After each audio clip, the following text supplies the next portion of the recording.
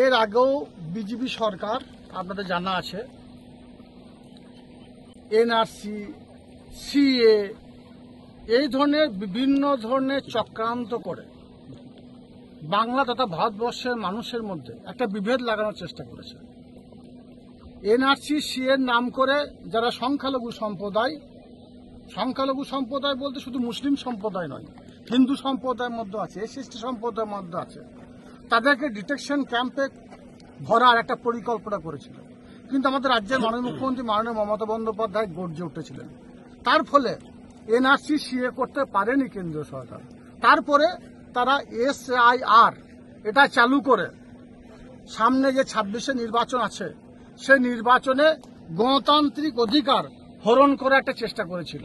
কিন্তু মাননীয় supreme court তিনি অর্ডার দিয়েছেন যে যাদের আধার কার্ড আছে তাদের ক্ষেত্রে এসআইআর প্রয়োগ হবে না, তারা ভারতবর্ষের নাগরিক বলে গণ্য হবে। তাই এখনো পর্যন্ত যারা আধার কার্ড বানাননি তাদের জন্য রিকোয়েস্ট করেছি ওই মঞ্চ থেকে, এবং আমাদের রাজ্যের মাননীয় মুখ্যমন্ত্রী মাননীয় মমতা বন্দ্যোপাধ্যায় উত্তরবঙ্গ থেকে বলেছেন, সমস্ত ডিএমদের নির্দেশ দিয়েছেন, সমস্ত আধিকারিকদের নির্দেশ দিয়েছেন। এখনো দুয়ারে সরকার ক্যাম্প চলছে প্রতিনিয়তই। তাই ক্যাম্পে এসে যারা আধার কার্ড বানাননি আধার কার্ড বানিয়ে নিন, আপনাদের গণতান্ত্রিক অধিকার আপনারা প্রয়োগ করুন।